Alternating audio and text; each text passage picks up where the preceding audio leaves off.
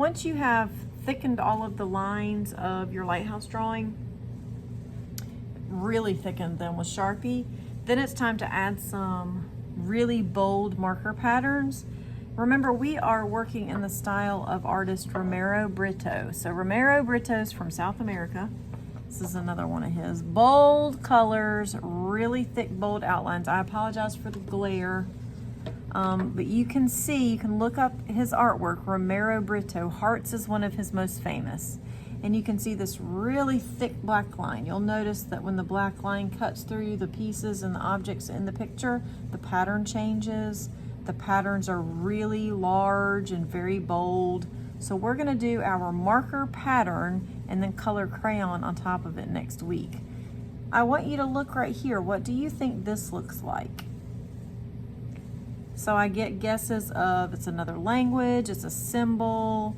So yes, it's English, it is a symbol, it's a name. And it is the artist's last name, Brito. So let me show you with my pencil. See if you can follow along. It's in very scribbly, I guess is a good way to describe it, cursive. B-R-I-T-T-O.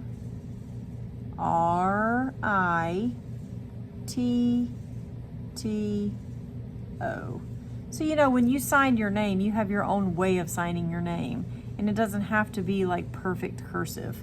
And that is how Romero Brito signs his name. And he uses his last name as one of his patterns. We will do that as well. So we're gonna first make sure that our lighthouse is, let me see if I can get this straight, is colored completely. So the actual light gets a yellow marker. And the reason that I can color right on top of this black and not damage my yellow tip is because that is Sharpie and this is not. Then I'm gonna take an orange. Feel free to pause this video at any point. I also have an idea page that I will load up that you can look at. And for the light beam, you're gonna take the orange and you can make any kind of pattern in here. I like to make mine look like sound waves. So you wanna really make these thick. If you think, oh gosh, this is gonna be too thick, then it's probably just right.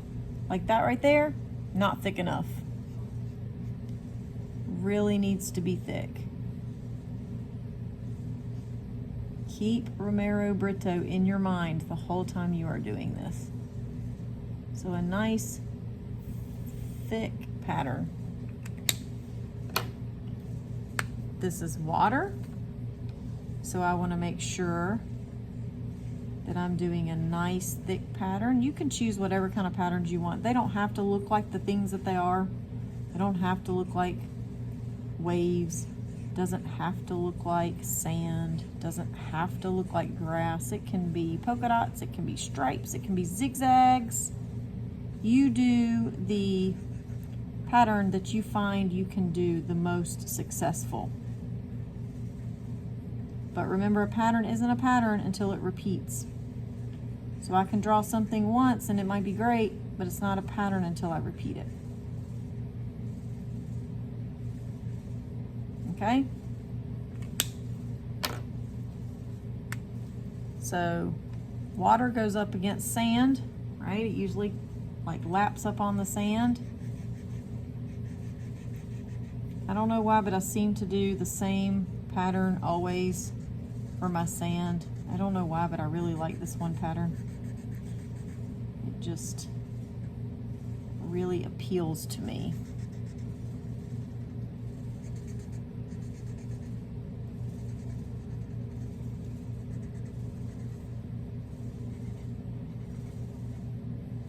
Oops. Okay. So you're going to fill up your patterns. And then the one behind it's going to be grass. And then we'll do the sky. Grass obviously is going to be in green marker. The sky, I will talk about that in a moment. I'll be right back.